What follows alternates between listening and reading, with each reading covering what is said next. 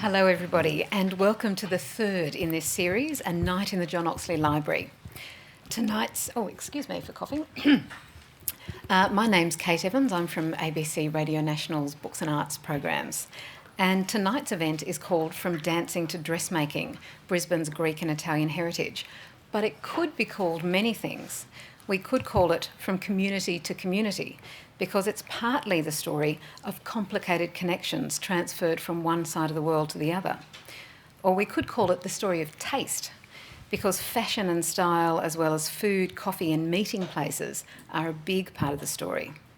Or we might call it From Sugarcane to Just About Anywhere, because the story of work often meant an obligation to work in cane fields or other labouring jobs for people who came here earlier in the century, despite having a whole range of other skills.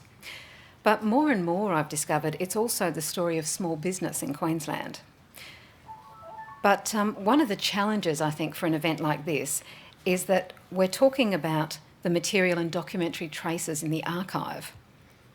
But of course, the history of Greek and Italian involvement in Queensland is scattered all through that archive in labour, social, cultural, arts and other records, reflecting the diversity of the state. But in some ways also some of that record is absent because there are certain records that haven't ended up here in a state institution. And I think that's quite an interesting question too that I'm hoping we might talk about tonight. But we're going to be combining two sets of stories tonight with the help of our expert guests.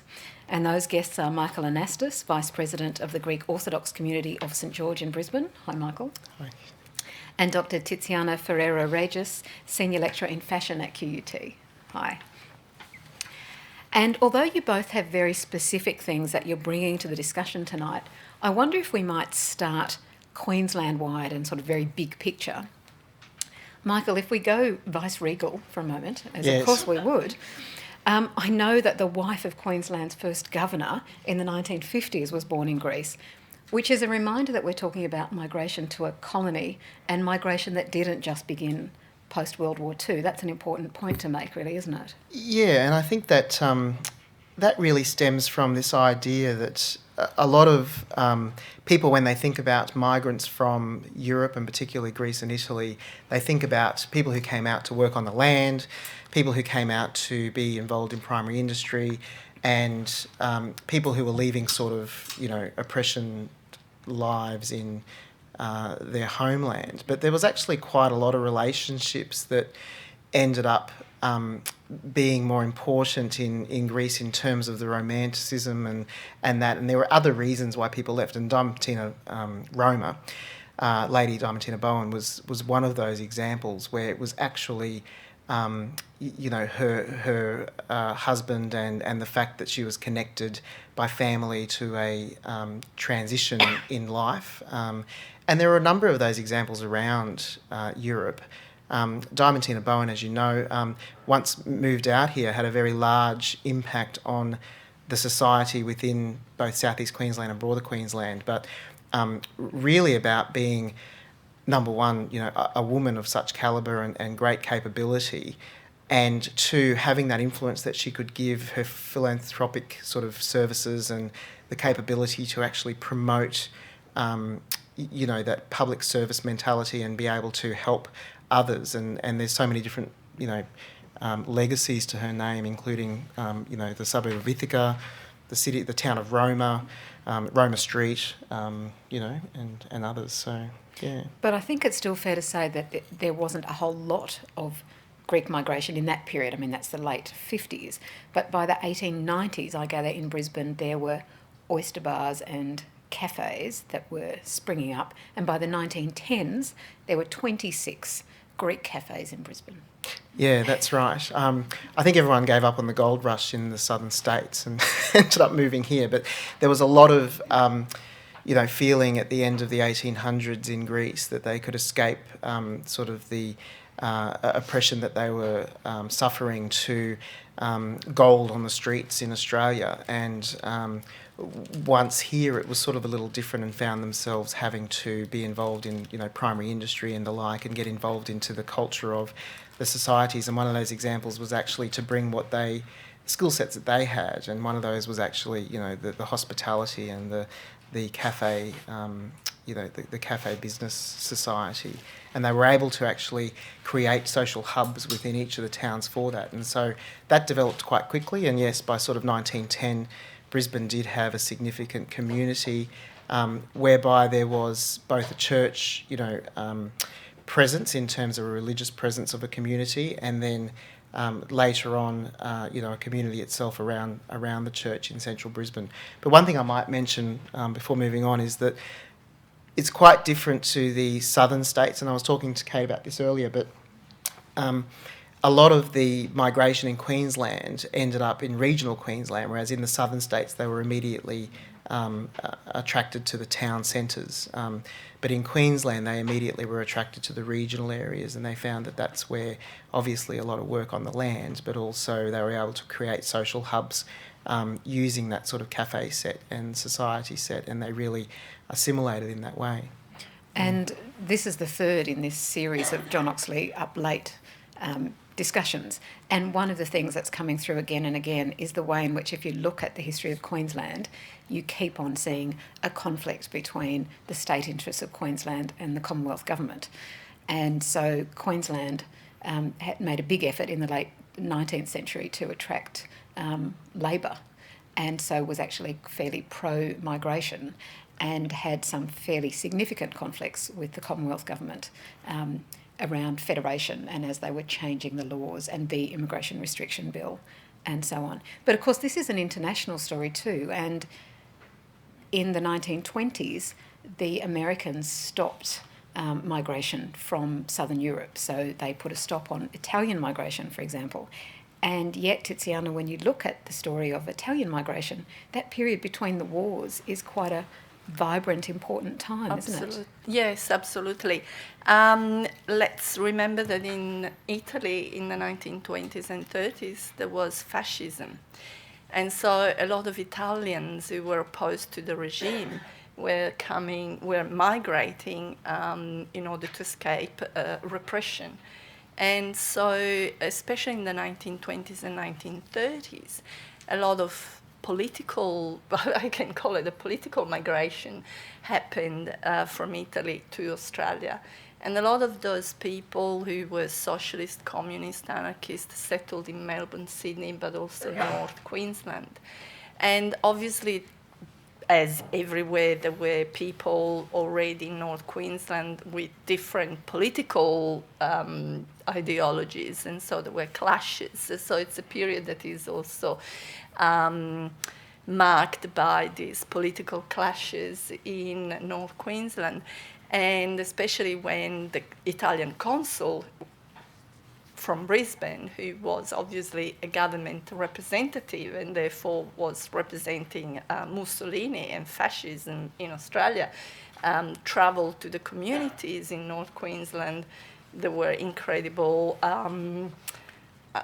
riots and between Italians within the same community. So that's a very interesting story, and which doesn't have any official record. You can't find really many records. There are little notes in some books about Italian migration to Queensland, especially in the cane cutters region, but there's that much too. So it's an interesting story also that should be dug up, in my opinion.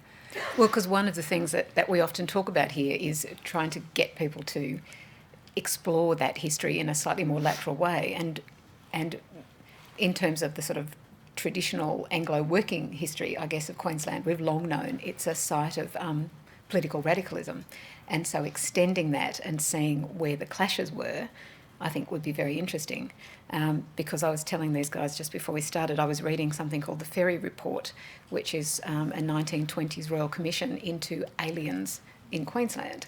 And that meant they were going out and collecting evidence, and that included asking the Australian Workers' Union for their opinion on migrant workers. If they'd asked them in the 1890s, I think they would have just said they didn't want them. By the 1920s, they were a bit more complicated in their response, and they claimed it wasn't about race, it was about pressures on the sugarcane industry. And in some ways, the story of sugarcane workers and migration is almost a cliche, but it is an important part of the story, isn't it? Yes, it's a cliche, and in a sense, all the Italians that I'm studying, the dressmakers and tailors, obviously, went first in North Queensland not to work in the cane industry, but to service the men who were working in the cane industry, including the Italians. And so it's obvious that the first customers for the business was the Italian community. However, they immediately realised that there was not much room for Italian elegance in North Queensland. Yes, it's a bit hard to imagine the Italian suits in North Queensland weather. So how did that work? I mean, who were these people? So they were already skilled workers? Yes, they were already skilled, and especially this Italian called Carmelo Caruso, who seems to be the hub or the focus of a social network that established in Brisbane later on. He was a tailor. He learned the trade in Sicily, in his village. Then he moved to Turin because he was really entrepreneurial, and so he wanted to acquire more skills. And at that time, nowhere there were schools or universities or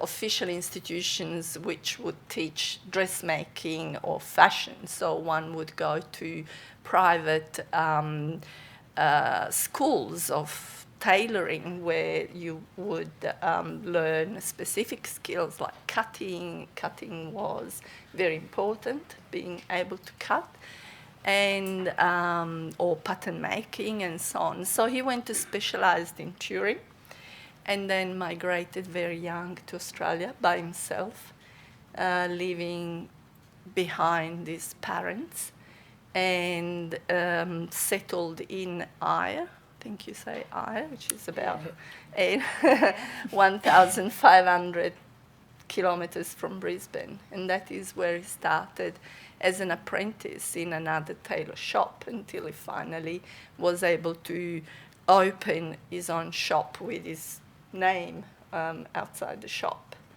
And we might come back to the rest of that story soon, but are there any parallels there in terms of, that story of workers going to regional Australia ostensibly or at first to work on cane fields and then starting other businesses? How much is that a pattern in terms of Greek migration to Queensland? Yeah, look, I think there's some relationship there in terms of what happens in each of the migrant societies. I think in terms of the political ideologies, they probably weren't as apparent in the Greek migration as they were in the Italian migration as to what Italy was going through at that particular point in time. A lot of the Greek migration in the early 1900s up until after the First World War was really focused on the oppression by the Ottomans and the like, and a lot of the areas within Greek mainland, and a lot of it came from the islands. So a lot of villages in the islands came to Australia, did settle in northern Queensland with a aspiration to, we were talking to Kate earlier about building sort of their family establishments around that, but found that I suppose working in the cane fields, and when there wasn't enough sort of work in certain areas or the like, they found that a lot of their sort of business acumen from the regions that they came from actually were in the hospitality and domestic set in terms of where they could actually provide the services that could differentiate themselves in the market here. And found that whilst there were still workers of Greek origin in the sort of cane farms and cotton fields and things like that, it was more that they actually migrated and became part of the services industry as well. So whether it was not sort of particularly tailoring, but also rather in relation to the hospitality side. So the cafe sort of industry and the social hubs that were created through that was actually the driver around, was one of the main drivers around how Greeks, established their communities in those regional areas. And which areas in particular? So originally it was really, sort of far north Queensland, Innisfail, Tully, around the Cane, and then Biloela and the like in relation to cotton. There was Charleville. And a lot of those centres were sort of, they were run by the businesses in those areas were attracting particular Greeks from particular regions. And so when there were particular influxes of migrants from particular islands and the villages around Greece, they actually did draw to particular areas. So it was more of the case that if somebody was to follow after from a particular village or a particular region, then they would obviously be drawn to where those regional people had already settled, and they found that the assimilation in that context was far more easier to achieve. And so at that point in time, and I'm not sure what the Italian experience was, but the regions within Greece were particularly strong, and the regional connection, and to this day, I mean, that's one of the impacts, I suppose, that the Greek migrant population has had in Queensland, is they still have a very strong link not only to Greece but to the particular regional areas that they came from, and that was a large attraction for them in coming to the area and be supported by that local community that they could identify with, not just as a country but as a regional area. And so is that regional identification part of the Italian story as well? Absolutely, yes. Well, if the majority of Italians who migrated to Australia came from Sicily, Calabria, from the south of Italy, and it wasn't even a regional, but it was a village connection. Then if it was young men migrating, then they would get the girlfriend from the village. Either she was already his girlfriend and would join him, or they would call for a nice young woman to marry, and so they would sponsor her and come. So the connections were really, really strong at level of village. And it's quite understandable because you're in a foreign country and you want to maintain a sort of intimacy and connection with your origins, with your language, with even talking about the food or talking about the same people that you know in the village. So it was absolutely strong. There is a town in Queensland, Silkwood, I think, where there is a procession that has been happening for 50 years. The Three Saints, La Festa dei Tre Santi, the Festival of the Three Saints. The Three Saints, yeah. It comes from Sicily, and the tradition. I used to participate every year. Right, and the tradition has been taken completely from the village in Sicily to Queensland, and every year there has been also yes, there are the books there on the table. Still going. And it's still going. So Here in Brisbane as well. Yes, it has been also in Brisbane, and it's still going. And this tells you how certain traditions are really localized and connected to the people that come from just one place. Well, and I'm wondering, and this is something that I hope to hear of more, as we're hearing more from people in the audience, what that means for language, because I know I had some Lebanese friends in Sydney, and the form of Arabic they spoke meant that when they went back to Lebanon, their relatives thought they were hilarious because they were speaking early 1950s sort of dialect, and it was also very regional. And so I wonder what impact that's had on the way that Greek is spoken in Queensland or Italian is spoken, and how regional that is. Look, I think in terms of there's certainly differences in regions from a language perspective and sort of accents and dialect. Not so much if you look at the mainstream sort of Greek mainland and islands, but definitely between sort of Cyprus and Greece and those sort of extended territories. There is definitely a dialect that sort of does differ. I don't think you necessarily see... it's more about the culture that differs in our context. So you would find just that... the culture. You would find that between regions, you would find that the thing that has retained itself through the decades and the centuries is really around the sense of tradition and... right down to the way of cooking and things from the different regions within the areas, and that's no doubt the same for Italy. But they're the things that have really not blended, and a lot of those regions still maintain those particular separations and segregation and differentiations between themselves, and that's what really you find, and especially, the Paniyiri is one of the prime examples of that, where you find different styles of cuisine and different styles of culture and even through to the history lectures and the like. There are definitely sort of distinct regional areas which have been maintained, and it's good to see that the regions have been able to maintain that and still deliver that to the local community.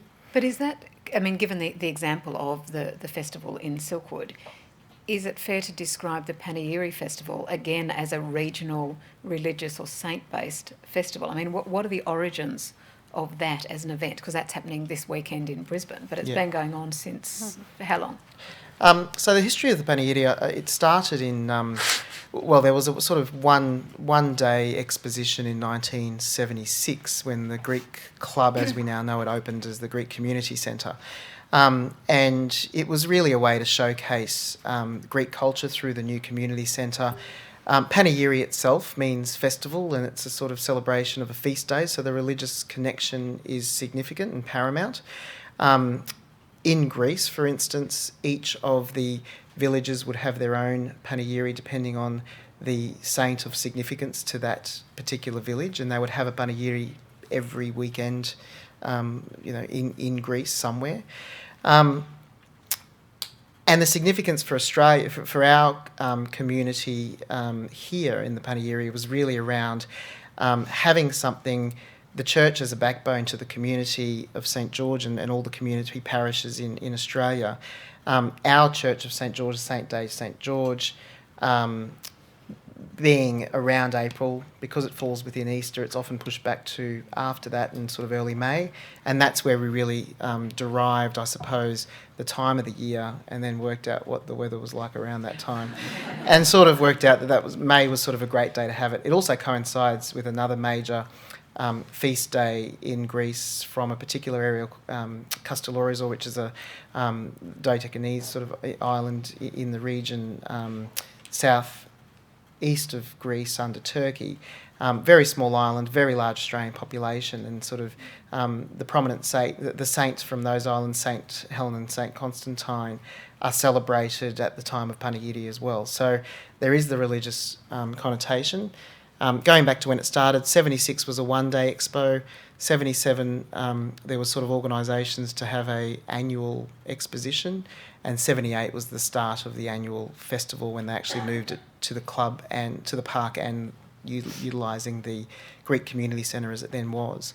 And it's grown from strength to strength since then. But it's really about showcasing a number of things, including, the church, culture, music, food, and, everyone's been able to enjoy that for a number of decades. And I guess by turning to that as an example, it's brought us back to Brisbane rather than speaking, generally about Queensland. And so, Tiziana, with your research, you've looked at Italian culture work and the tailors in particular in New Farm. So why New Farm as a site? Well, in particular is the valley. Sorry, the valley. I The said New valley. Farm because I live there. Sorry, I meant the valley. A lot of Italians live in New Farm. Well, it made sense because in the valley, in the 1950s, the valley was the mall, was the place where one would go shopping. The department stores were there, the trams got there from the outer suburbs. There were shops and all the retail was in the valley, really. And also a lot of Italian businesses like cafe, bars and restaurants were in the valley. So it made sense for the Italian dressmakers, again, to find a clientele first within the network of cafes and restaurants. Which, by the way, the patrons were also Australians, and so it was a kind of cosmopolitan place in that period. So that's where they established the businesses, not immediately, but also some of the largest manufacturing for the men's suit were in the valley. And so some of the tailors and dressmakers made the decision not to have their own shop but work for a larger manufacturing establishment, and then also help with the other tailors. So there was really a rich network and exchange of tailors and dressmakers that would help and work for each other. How much is that a story of formal workplaces and structures, and how much also about piecework or work in the home? I'm wondering if there's an extra sort of gendered element or even a different way of looking at the economy, I guess. Yeah, absolutely. So women usually would work for the bridal industry, and would do also a lot of piecework for at home for the larger manufacturing establishments, though, because there were women with their own business as well as a stylist and as renowned dressmakers in the what was called the demi-couture and bridal wear for women. A lot Friedman in there's still the building in Ann Street. You can still see the big sign. Employed a lot of migrants, not just Italian, but Polish and Jewish. They seem to be the people who were working more in the tailoring. And there's also another rich history there on a Jewish working in tailoring and clothing manufacturing. But certainly a lot of women would work for the church and sew things for the church, for the priest, and be connected through this kind of network. So it was, and a lot of this history is also not recorded because it's, unless it is an official business, you don't find a record in the Chamber of Commerce, for example. So you don't know what they were, you don't know their address, you don't know how they were called, you don't know how many people employed, and so on. And that's also why, I mean, oral histories and so on are just so important, as well as trying to see how you trace these stories in those sort of ad hoc ways.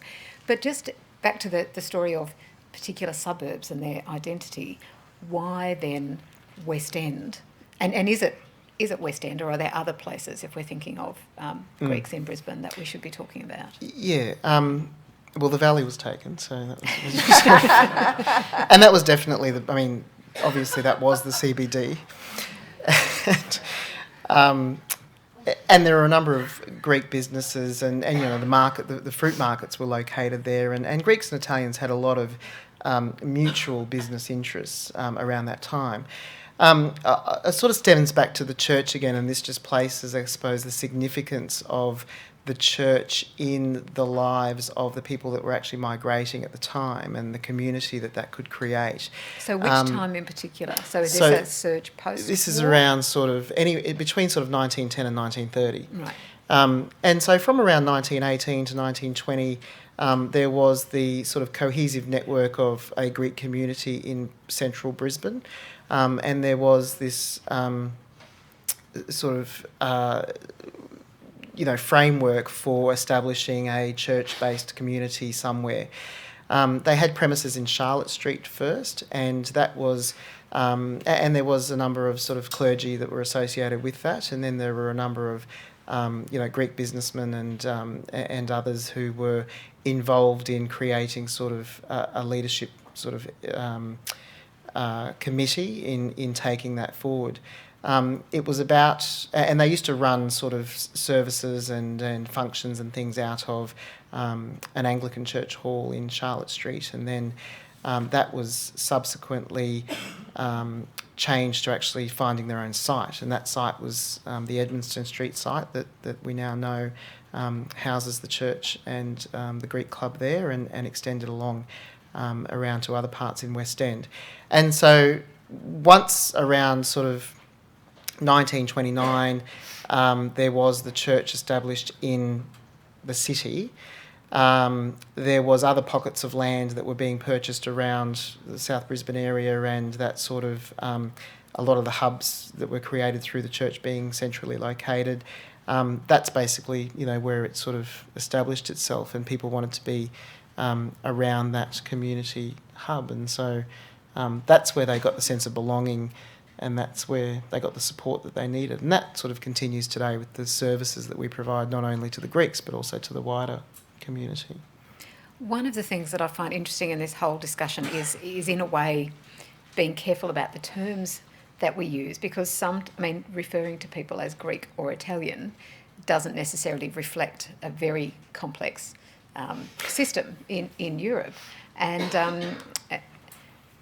I gather the passport or the category under which you arrived in Queensland might not even necessarily reflect your own self-identification, depending on who had control of the land that you came from. So I think whether you're Greek or Italian is quite a complicated story even in your own family, isn't it? Yeah, that's right. So that's there's a really good example of that, and that was faced by a number of migrants, because a lot of the time during after the First World War, a lot of regions in Greece were still under Italian occupation. In particular, the one island which I'll sort of go back to, the Castellorizzo, which I mentioned before, is an island to which my father's family, sort of migrated from in the early 1920s. And they came out under Italian occupation, and so an interesting sort of point for me to understand personally was a few years ago when I sort of went to obtain the sort of EU passport or Greek passport in terms of the official sort of application. I was sort of knocked back by the Greek consulate, and I sort of thought, well, what's going on here? But it was because my grandfather came out as an Italian citizen, and so they couldn't even process myself as a Greek citizen in terms of that. So I had to go through the Italian consulate in order to justify the European passport, which is something dates going back 90 years. So those are sort of the connections that history just dictates. Yeah. No, it's quite interesting, because obviously that was Mussolini's dream of having his own colonies, and so started with Greece to go down to Africa, and so that's why Rhodos and Castellorizzo, beautiful island by the way, were under the Italian authority, government. They were teaching Italian in school in those islands. Yes, that's right, yeah. How much, though, do those contested or difficult and politicised histories get sort of elided here in Australia? I mean, you mentioned earlier that, of course, within Italian migrant communities in Australia, there were fascists and there were anti-fascists. And then, depending on what was happening with the Australian government, they might be lumped in together as enemy aliens during World War II, and people with completely opposing, belief systems. Yeah, absolutely. And it seems to me that that's an important story to know, but it's not necessarily an easy story to tell within any community. Yeah. The thing with Italians, at least I know about Italians in Melbourne and Sydney, they never quite mingled with the left Australian unions, for example. They continued to support the organisations in Italy, and they did this until they died, maybe in the 70s, in the 80s, or even in the 90s, really old. They continued to send money to the Italian, unions or press, or so they kept that sort of connection, and they never really mingled with, obviously, with the exceptions. So again, it would be difficult to understand that history through Australian archives. You have to go to Italy and dig into the archives of those left organisations. So how much, because we've been talking about the importance of community connections and community hubs and making all those connections, how much is it also then an interesting Greek history of division or dissent? Yeah, I think in terms of division and dissent, there's sort of two aspects to it. There's sort of differing political ideologies, which I think to a certain extent it was the similar experience that Tiziana was just talking about in relation to that mindset of still supporting the homeland and being involved in the particular ideologies that you sort of left behind, and not really knowing where you sort of fitted here, and not really knowing sort of how those ideologies played out in the Australian environment as compared to what their foundations were or what they were currently achieving in their homeland. And I think for Australia, for the Australian way of life, when people did migrate, there was certainly still divisions within the political ideologies, and there still are. I mean, that hasn't changed. But I don't think it caused the friction within the community as such. I think that the sense of sort of community and the fact that they were here as a result of a similar reason and a similar purpose for which they were here, I think that sort of overcame any sort of community divisions from a political ideological perspective. There was the religious ideological perspective, which from a religious point of view, the mainstream Greek population at the time, you could safely say that 99.9% were Orthodox, but there are still pockets within Greece, and there were pockets at that time where whole islands were, for instance, Greek Catholics, and there are still whole islands where the Catholic, it's the Greek Catholic society, and here there's still whole sub-communities within the Greek national heritage community there's evangelical supporters, there's the Orthodox supporters, so you'll still have those different religious identities. But I think the one thing that sort of brings it together is, and they're very sort of, aside from Orthodoxy, I think that those other groups are still very much in the minority. But one overarching factor is the regional customs and regional sort of consistencies that you get from being from a particular area, and those sorts of things overcome those other divisions within the sense of community. I'm wondering if there are particular histories or stories that you both think either need to be told or that there needs to be some work in making sure that stories are somehow kept or recorded. I mean, because it's a very complex history and there's lots of ways into it. Well, so I can talk particularly for the community of St George, and I'll just sort of explain how the Brisbane Greek community has evolved over the last sort of a half century. But so the community that is the oldest is the St George community at West End, and that was the result of the community that I was talking about in Charlotte Street, which was established formally in around 1929. That then moved to West End and basically facilitated a breadth of other associations and communities which were able to flourish in southeast Queensland as a result. And a lot of those were associations which were derived from their particular regions. So you had the Castellan Association, the Rhodes Association, the Chios Association, and Catherians and things like that, and all the other islands. And they still have a sense of belonging amongst themselves in relation to their particular region. In terms of the community of St George's work, and sorry, I should also say that there's other parishes that have been established since then. So we have, not to the extent, obviously, of the Catholic parishes around Brisbane, but there are three major churches in Brisbane, and then you've got the Gold Coast as well. And so St Anna at the Gold Coast, the church at Mount Gravatt, and there's a church at Tygum, and then the church at West End. And they are able to sort of establish sort of prominent parish communities around centralised, areas where they have the support of their local community and are able to deliver services and the like to their local community. One thing that the community as a whole, all of those associations and all those parishes are trying to achieve is to document the history of the community within Queensland, and it's a very hard feat. The St George community has been working on trying to document it because of the ageing population and the fact that we're losing a lot of this information just through not being able to document it and sit down with the people who actually have it in their minds. As Tiziana had said, the framework around businesses and the fact that a lot of these stories have never been documented in either records or government records or any formalities around structures or anything like that, then it's basically the story that you can be told from our forefathers and the people that we're still here are the elders within the community.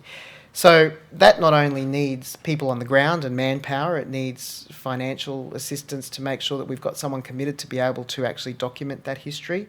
And I think that there's already pockets of associations, and I might take this opportunity because I know that there are some people in the audience who are associated with some of those historical associations, and I think I saw Vespina and Georgina here before, but they are from the Asia Minor Association Historical Society within the Asia Minor Greek Historical Society, which is basically, the catastrophes that hit Asia Minor then the oppression of the Turks around that time of sort of the massacres and things that occurred on the western coast of Turkey. And those people went through sort of refugee status twice because they got pushed into Greece and then they got sort of pushed out here. And those associations have been trying to document that history for quite a while, and I give sort of Vespina and Georgina, I think they're still here, a huge congratulations because they did get, they got, and we might get them to sort of mention it later, but they did get to publish, a book on that historical aspect of. Oh, great. Okay. And so there are sort of things floating around, but it's more about a lot of the authors that have published things and a lot of the documented history is about particular families and the fact that the author was writing about his particular family or his or her particular family, and it's about getting those stories out. Because I guess that's one of the things that we're doing here is talking about what's in the collection here at the John Oxley, which you'll get a chance to have a look at, and there are some fantastic photos, there's all sorts of documents, but compared with some of the other discussions we've had here, there's just not as much. And so that raises the question of where these records are kept, what it means for a state institution like the State Library, which doesn't necessarily want to own things, but if I, as a researcher who doesn't have a stake in the community, wants to do something that really reflects the interesting diversity of Queensland history, how do I do it? And how, ideally, people here who don't know the story might wonder how you get into those hidden stories, the story of the, women workers who are working from home. And I think hopefully that's part of the discussion we might have when we finish this formal part. But sorry, I leapt in before. No, that's right. I totally agree. A lot of books that are about Italian migration sometimes are self-published. They're related to particular individual histories, a family or a group. I think the Three Saints is probably the one that tries to connect in a more scholarly way the history between the village in Sicily and Australia, and from an anthropological point of view. And there's a great one over there on the granite belt. And it's, On yes, Italians and the and granite it's, belt. yeah, Great. it is there. But if you want to do a systematic history and go through the records and really look at the structures, it's very difficult. And in my field, that is that of dressmaking, it is very difficult. And the only way you can do it is through interviewing people, and do it while they're still alive, and go and really ask them about the story. And even thinking, I was having this dream of, I want to map where this business were located physically in the valley, but I couldn't because I can't find records. And the only way you can do it is go with the map and say, so where was this shop? Where was this? Can you show me on the paper, on the map, and pointed on the street where the shop was? That's really the only way, is through oral history. And yet it's interesting because so much of these stories are stories of small businesses, and the history of business is something that is a really expanding field of history, I think. But that's also a good opportunity, I think, to hear from people in the audience, either with questions to Michael and Tiziana, or perhaps you have a contribution, a history that you're working on, a story that you'd like to tell. I know there's a lot of people in the audience who've got a stake in this story, and I know I'd love to hear what you've got to say. I'm looking straight at you, and you mentioned taking part in the festivals when you were... A little girl. In fact, one question that comes to mind... Oh, sorry, we might just get you to talk into so everybody can hear. Sorry. One question that does come to mind is regarding the Silkwood Three Saints Festival. The man who was very heavily involved in that is still alive, Sam Vitale. And so interviewing people like that would be absolutely fascinating, because he is of a certain age and is literally days are counted before you lose all of that type of history. That's why and as a little girl, I used to participate every year in that sort of festival, and that's part of my history. So that as an Italian, that concerns me, is how are we documenting those sort of stories? And I assume it's the same problem all the time, that there's no resources to be able to do that, to capture it. And I've been away from Australia now for 26 years, but is there serious involvement in getting like the local communities to do that, or? Well, it's almost on an individual basis, an individual interest. For example, my friend Stefano Girola wrote the book about the Three Saints. And that's an interest of his. He is an anthropologist, and so that's how he got interested in this kind of religious rituals, festivals, and so on, which is a very important part of Italian culture. Unfortunately, the Italians in Brisbane don't have a suburb in which they are so strongly present like in the Greeks in West End. So the Italians are now scattered through many different suburbs. A lot of them live in New Farm. There are a couple of places in New Farm, between the valley and New Farm, where there are functions, events, and Italians continue to go. But the Italian Culture Centre closed a few years ago. The Dante School had to move. I don't know if it's already moved. And that was also a focus, a centre for attracting a lot of networks and attention around the Italian community. So it is kind of dissipating within the greater Brisbane, and it's becoming difficult. So you really go and trace those people by hearsay, because you're Italian, so you're part of the community, so you can have access to the community, and it's becoming really on the basis of individual family by family. Which is sort of a problem, isn't it? I mean, if we're thinking about, there's something that's referred to as the distributed collection, which some of the librarians here would be better explaining than me, but that's about making connections all across Queensland. And so, ideally it's in, the Ipswich Historical Society includes the story of the Italians in Ipswich and is thinking about oral history, and the people in Cairns and the local librarians, as I'm sure they are. But I guess it also, there's questions of things like business records. Yes. Is there a sense that they're valued, that these documents matter, that they're not just old ledgers, that they're part of the texture of the history of the state? Yes. And that maybe, as in state of Queensland, and that it's something that matters to our wider sense of the history. And so I'm wondering, maybe there are people in the audience who can talk about where material's held, not about giving it over, but of whether that sort of awareness or communication or records is, whether people are willing to have that information out there for other people to access.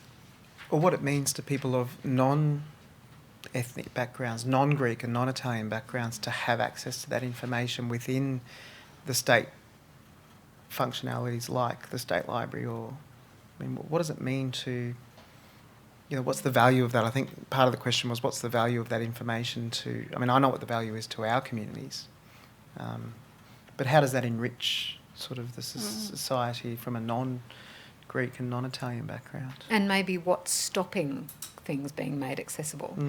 Because partly something we've been very polite about is that we haven't talked about long histories of discrimination. Things like the Immigration Restriction Bill of 1901, that's the White Australia policy, and that included stopping people from Malta. It included stopping people who, particularly if they maybe were a little bit darker-skinned Italian. There's the way in which migration policies were played out in Australia. It's a very problematic history. Maybe that's why some material isn't available. And I'd love any comments or thoughts or... Well, I'll just give you an example. This might trigger some thoughts. The Italians that I'm looking at, the tailors, the dressmakers, stylists, they brought skills. They brought skills that wasn't just cutting sugarcane. Skills that have disappeared because the Australian government made a decision from the very early 1980s to dismantle all the industries that had a low added value. And the clothing industry had a low added value because the way in which the Australian government thought about clothing was the machinist that was spending the whole day attaching sleeves to jackets and didn't think that there is added value in, for example, craft and design. So gave all the resources, all the money to the resource industry, the primary resource industry, mining and agriculture. So the clothing industry, the clothing manufacturing, has lost in Australia between 1987 and 2003 60% of the workforce, and between 2003 and 2008 another 29% of the workforce, because everything is produced in China or India or manufactured or Bangladesh. Just to break everybody's heart. If I think that I might have bought a T-shirt from that factory in Bangladesh, I shiver. So those skills do not exist anymore in Australia. And those skills haven't been passed on to anybody. So now we need a new intake of migrants to come in, the embroideries, but we won't get them. We don't want them because we don't want to manufacture clothing anymore. It's too expensive. Why would you do that? So the contribution that the migrant did was in coming with the highly skilled ability, and that that was an enormous contribution to the Australian economy, to the Queensland economy at that time. And we didn't talk about the aesthetics, but the Italians changed the way in which men in Brisbane were dressing. So their creativity, this is something that I'm very passionate about, is that they were creative entrepreneurs rather than just building or being painters or cutting sugar cane, or that's the stereotype. And there's a lot of that material in the records, but there's nothing about these alternative works, jobs, skills that they brought in the country. And I wonder if any, because I know there are people here from different historical associations or who may be doing your own family research, if there are stories that you think you'd like to share or things that you found out that you'd like more people to know about, if anybody wants to mention those. Otherwise, we can do it informally as we wander around and have a look at the material here, which can be less scary than dealing with a microphone, I know. So we have a question here. Maybe more a comment. I'm interested in the retention of language, and you're asking about where to access information.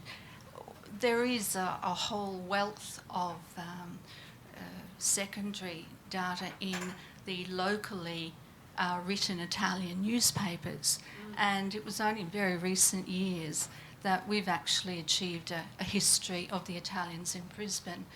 And that was based mainly from research by the Scalabrinian fathers, who have that religious connection, missionary fathers based in the Philippines at their migration centre.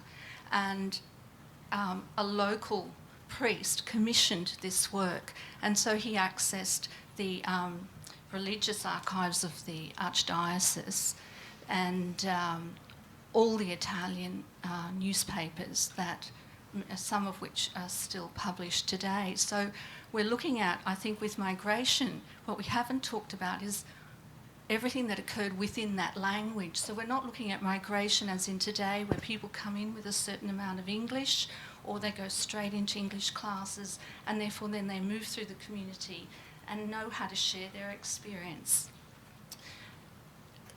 These generations of people have an oral culture, and the only place where you'll find that written information through the advertisements in newspapers, through the reports of all their social events, is where we'll find that. But it's in Italian, and it may well be in Greek. Yeah, I think that's so the we same. need the translation material. Well, and work the that commitment goes to on. it as stories to be collected, Yep. or translated, or kept, or oral histories done in more than one language. Because I know you've done quite a lot of oral histories, haven't you? Yes. I've done a lot of interviews, and I found some of the advertisements where I saw, okay, these were the shops that they sold the shoes, and they made this and they made that. And it wasn't just about clothing, shoes and so on, but it was about the confetti for the First Communion as well. So, all these sort of businesses around the Italian rituals that you see, in fact, in advertisements. Yeah. And it just builds up such a textured sense of who we are, doesn't it? Yeah. Well, I think we should thank both of our guests very much.